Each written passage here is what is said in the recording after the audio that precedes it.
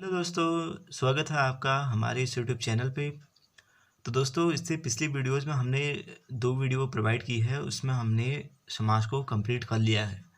तो उससे संबंधित जो प्रीवियस ईयर एग्ज़ाम में पूछे गए क्वेश्चंस हैं, उनको आज के इस वीडियो में हम कवर करने वाले हैं। दोस्तों, हम देखेंगे कि आखिर एग्ज़ाम में किस प्रकार के क्वेश्चन पूछे जाते हैं समाज से रिलेटेड, ठीक है? तो उन्हीं प्रकार के कुल 11 जो है क्वेश्चन को आज हम इस वीडियो में कवर करने वाले हैं। तो चलिए दोस्तों, वीडियो को शुरू करते हैं। देखिए दोस्तों, समास विगत वर्षों में पूछे गए प्रश्न, यानी कि समास में के अंतर्गत जो विगत वर्षों में जो प्रश्न पूछे गए हैं कॉम्पिटिटिव एग्जाम में, उनको आज के वीडियो में हम कवर करने वाले हैं। दोस्तों, पहला प्रश्न है, पंचवटी में कौन सा समास है? शब्द क्या है? शब्द क्या है?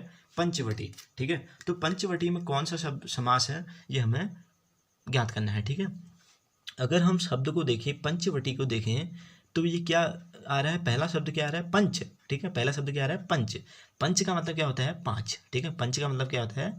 पाँच, यानी कि पाँच क्या है? पाँच क्या द्वंद्व है? द्वंद्व समास के अंतर्गत आता है पाँच? नहीं। तत्पुरुष के अंतर्गत आता है? नहीं। कर्मधारय के अंतर्गत आता है? नहीं। किसके अंतर्गत आता है? द्विगु के समास। द्विगु समास के अंतर्गत। द्विगु समास क्या कहता है? जिस समास का पहला पद संख्यावाचक होता है, और समास द्विगु समास के अंतर्गत आता है ना? तो पंचवटी में पंच पहला पद है ना, तो ये क्या है? संख्यावाचक है ना। पंच का मतलब पाँच होता है, यानी कि ये द्विगु समास के अंतर्गत आता है। हरियाणा बीएड 2007 में ये प्रश्न पूछा गया है। ठीक है, तो इसका उत्तर क्या होगा? द्विगु समास। ठीक है, यानी कि ऑप्शन ए इसका उत्तर हो गया। ठीक है दोस्तों, दूसरा प्रश्न देखते हैं, जो कि है, भाई बहन में कौन सा समास है? समास शब्द क्या है? भाई बहन। ठीक है, इसमें क्या पूछ रहा है? कौन सा समास है? ठीक है, भाई बहन में कौन सा समास है? बीएड परीक्षा 2004 में यह प्रश्न पूछा गया है। ठीक है, तो ऑप्शंस देख लीजिए, पहला है द्वंद्व, दूसरा है बहुब्रीहि, तीसरा है द्विगु, चौथा है तत्पुरुष। ठीक है, तो क्या होगा? भाई बहन हमने पढ़ा था ना, तो किस समास को पढ़ा था हमने? द्वंद्व समास को पढ़ा था। क्या पढ़ा था? द्वंद्व समास। द्वंद्व समास में क्या होता है? समास में जो दो पद होते हैं वो एक दूसरे के अपोजिट होते हैं। यहाँ भाई और बहन एक दूसरे के अपोजिट है नहीं है, और बीच में क्या इसकी विशेषता है? इसकी विशेषता ये है, बीच में डैश आता है, यानी कि हाइपन आता है बीच में हाइपन आता है, और जो दो शब्द होते हैं, वर्ड होते हैं, वो एक दूसरे के अपोजिट होते हैं। ठीक है, ये हमने द्वंद्व समास में पढ़ा था। और द्विगु समास में क्या पढ़ा था हमने? ट्रिक वाली वीडियो में। ठीक है, द्विगु समास में क्या पढ़ा था हमने? पहला पद संख्यावाचक होता है। ठीक है, तो इसका उत्तर क्या होगा? इसका उत्तर होगा ऑप्शन ए, यानी कि द्वंद्व समास। ठीक है, अगला प्रश्न देखिए, चतुर्भुज में कौन सा समास है? ठीक है, क्या पूछ रहा है? चतुर्भुज। ठीक है, चतुर्भुज में कौन सा समास है? ये भी बीएड परीक्षा 2004 में प्रश्न पूछा गया है। अगर हम चतुर्भुज को देखें, ठीक है, तो ये इसका अगर हम समास विग्रह करें तो क्या बनता है वो? ठीक है, इसका समास विग्रह बनता है, चार है भुजाएं जिसके। क्या बनता है? चार है भुजाएं जिसके। चार है भुजाएं जिसके, यानी कि एक सामासिक पद है, वो पूरा वाक्य है, वो किसकी ओर संकेत कर रहा है? किसी शब्द की ओर संकेत कर रहा है ना। तो क्या आएगा इसमें? भगवान विष्णु आएंगे ना, यानी कि कौन सा समास होगा? बहुब्रीहि समास। कौन सा होगा? बहुब्रीहि समास। ठीक है, इसके बाद फोर्थ क्वेश्चन देखिए, विद्यार्थी में कौन सा समास है? शब्द क्या है? विद्यार्थी। ठीक है, ये भी पीसीएस परीक्षा 2003 में ये प्रश्न पूछा गया है। ठीक है, ये देखिए, हाँ, विद्यार्थी में कौन सा समास है? ठीक है, अगर हम विद्यार्थी को देखें, विद्यार्थी का अगर हम समास विग्रह करें तो क्या आता है? विद्या को चाहने वाला। विद्या का अर्थ यानी कि विद्या को चाहने वाला। विद्या को कौन चाहता है? ठीक है, विद्यार्थी चाहता है ना। और हमने एक चीज़ क्या पढ़ा था? तत्पुरुष समास में पढ़ा था कि इसमें को, का, के, कर्ता, ने, कर्म को, करण से संप्रदान के लिए, इस प्रकार के जो शब्द आते हैं बीच में, ठीक है, जो योजक चिन्ह की तरह कार्य करते हैं उनमें, तो ये किस में आते हैं? ये आते हैं कारक चिन्ह। और कारक चिन्ह से संबंधित कौन सा समास है? वो तत्पुरुष समास है, यानी कि इसमें आ जाएगा ऑप्शन ए, यानी कि तत्पुरुष समास इसका उत्तर हो जाएगा। ठीक है, तो क्या पूछ रहा है वो? विद्या को चाहने वाला। को का मतलब तत्पुरुष समास। ठीक है, क्योंकि कारक चिन्ह से संबंधित आता है ना ये, तो इसका उत्तर हो जाएगा ऑप्शन नंबर ए। ठीक है, पीसीएस परीक्षा 2003 में यह प्रश्न पूछा गया है। उसके बाद फिफ्थ क्वेश्चन देखिए दोस्तों, प्रतिदिन में कौन सा समास है? रेलवे परीक्षा 1997 में यह प्रश्न पूछा गया है। प्रतिदिन में ऑप्शन ए है अव्ययी भाव, ऑप्शन बी है कर्मधारय, ऑप्शन सी है द्विगु, और ऑप्शन डी है द्वंद्व समास। ठीक है, प्रतिदिन को अगर हम देखें, ठीक है, तो प्रति क्या आ रहा है इसमें? प्रति क्या आ रहा है? प्रति आ रहा है एक उपसर्ग। ठीक है, हमने पढ़े थे ना, कुल 7 उपसर्ग हमने ट्रिक वाली वीडियो में जो समास से संबंधित है उसमें हमने पढ़े थे कि प्रति भी उसमें से एक उपसर्ग था, जो कि अगर किसी भी शब्द के प्रारंभ में लगता है तो उस शब्द में कौन सा समास होता है, अव्ययी भाव, यानी कि अव्यय होता है वो, ठीक है, यानी कि अव्ययी भाव समास, इसमें प्रति उपसर्ग है, ठीक है, तो यानी कि अव्ययी भाव, यानी कि ऑप्शन नंबर ए इसका उत्तर हो गया, ठीक है दोस्तों। उसके बाद देखते हैं अगला प्रश्न, जो कि है नवग्रह में कौन सा समास है, नवग्रह, ठीक है। अगर हम नवग्रह को देखें, ये भी पीसीएस परीक्षा 2003 में ये प्रश्न पूछा गया है, ठीक है।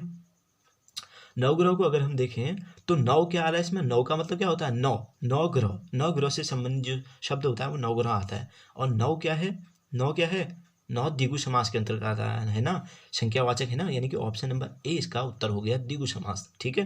द्विगु समास के अंतर्गत नवग्रह में नौ आ रहा है, तो यानी कि ऑप्शन नंबर ए इसका उत्तर हो गया, ठीक है दोस्तों। चलिए आगे बढ़ते हैं। 7th क्वेश्चन को देखिए, निशाचर में कौन सा समास है, ठीक है, ये भी बीएड परीक्षा 2000 में पूछा गया प्रश्न है। शब्द क्या है, निशाचर, ठीक है।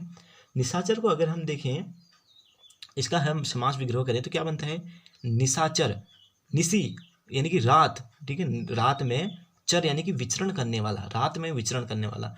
रात में कौन विचरण करता है, राक्षस, कौन करता है, राक्षस, यानी कि ये शब्द पूरा वाक्य मिलकर किसकी ओर संकेत कर रहा है, राक्षस की ओर। और ये हमने किस में पढ़ा था, बहुब्रीहि समास में, यानी कि पूरा समास विग्रह करने पर पूरा क्या होता है, एक शब्द की ओर संकेत करता है, ठीक है। पूरा पद जो है, पूरा वाक्य किसी एक शब्द की ओर संकेत करता है, तो वहाँ पे बहुब्रीहि समास होता है, ठीक है दोस्तों। ये हमने पिछले वीडियोज में पढ़ा था, इसका उत्तर हो गया ऑप्शन नंबर सी, ठीक है। चलिए आगे बढ़ते हैं। 8th क्वेश्चन को देखिए, जो कि है दशमुख में कौन सा समास है, ये भी बीएड परीक्षा 2000 में पूछा गया प्रश्न है। पहला है क्रमधारय, दूसरा है बहुब्रीहि, तीसरा है तत्पुरुष और चौथा है द्विगु। हाँ, तो शब्द क्या है, दशमुख, ठीक है। अगर हम दशमुख को देखें, इसका हम समास विग्रह करें तो क्या बनता है, ये 10 है मुख जिसके, या फिर 10 है आनंद जिसके, जिसको हम दशानन कहते हैं। शब्द पूरा वाक्य मिलके एक शब्द की ओर इंडिकेट हो रहा है इसमें भी, तो क्या होगा इसका उत्तर भी, इसका उत्तर भी ऑप्शन बी यानी कि बहुब्रीहि समास होगा, ठीक है। उसके बाद 9th क्वेश्चन देखिए, देवासुर में कौन सा समास है, ठीक है। देवासुर में, ये भी रेलवे परीक्षा 1997 में प्रश्न पूछा गया है। ऑप्शन ए है बहुब्रीहि, ऑप्शन बी है क्रमधारय, ऑप्शन सी है तत्पुरुष, ऑप्शन डी है द्वंद्व, ठीक है। देवासुर को अगर हम देखें तो ये क्या बनता है, देवधन असुर, ठीक है। इसका समास विग्रह करेंगे तो देवधन असुर, ठीक है। और क्या आ रहा है, ये देवधन असुर आएगा ना, क्या बनेगा, ये देवधन असुर बनेगा। और देव और असुर क्या है, एक दूसरे के अपोजिट है, ठीक है ना, एक दूसरे के अपोजिट है। तो कौन सा आता है एक दूसरे के अपोजिट में, द्वंद्व समास, यानी कि ऑप्शन नंबर डी इसका उत्तर हो गया, ठीक है दोस्तों। देव और डैश असुर आएगा, ठीक है, देव डैश असुर आएगा, ठीक है, एक दूसरे के अपोजिट यानी कि द्वंद्व समास, ठीक है, ओके। नेक्स्ट क्वेश्चन बढ़ते हैं, चौराहा, चौराहा में कौन सा समास, ये भी बीएड परीक्षा 2010 में पूछा गया क्वेश्चन है, ठीक है। चौराहा, नाम से ही पता चल रहा है, चौ यानी कि चार, संख्यावाचक द्विगु समास, सिद्ध कर देंगे, ठीक है दोस्तों। चौ माने चार, चार राहों से संबंधित चौराहा, ठीक है, चौ आ रहा है, संख्यावाचक यानी कि द्विगु, यानी कि ऑप्शन नंबर डी इसका उत्तर हो गया, ठीक है दोस्तों, कोई दिक्कत नहीं होनी चाहिए इनमें। अगला देखिए और अंतिम है आज का प्रश्न, द्विगु समास का उदाहरण कौन सा है, ठीक है। इसमें से 4 शब्द दे रखे हैं हमें और पूछा है कि इन शब्दों में से किस शब्द में द्विगु समास है। पहला है अनिवय, दूसरा है दिन रात, चौथा है चतुरानन और तीसरा है त्रिभुवन, ठीक है। तो क्या है इसमें बताइए, कौन सा शब्द होगा वो, ये शब्द होगा त्रिभुवन, त्रिभुवन, 3 त्रिभुवन, ठीक है। तो इसका होगा त्रिभुवन यानी कि ऑप्शन नंबर डी। अगर हम दिन रात में देखें तो कौन सा आता है, ये दिन रात में एक दूसरे के अपोजिट द्वंद्व। चतुरानंद में देखेंगे तो कौन सा आएगा, द्विगु, ठीक है, सॉरी, चार है आनंद जिसके, ये आएगा क्रमधारय समास। अनुव्यय में आएगा तत्पुरुष समास, ठीक है, कौन सा आएगा, तत्पुरुष। तो दोस्तों कैसी लगी आपको ये वीडियो, हमें कमेंट करके बताइए। इसी प्रकार के और क्वेश्चंस कॉम्पिटिटिव एग्जाम में पूछे जाएंगे अभी। तो मिलते हैं आप लोगों से अगली वीडियो में, तब तक के लिए धन्यवाद।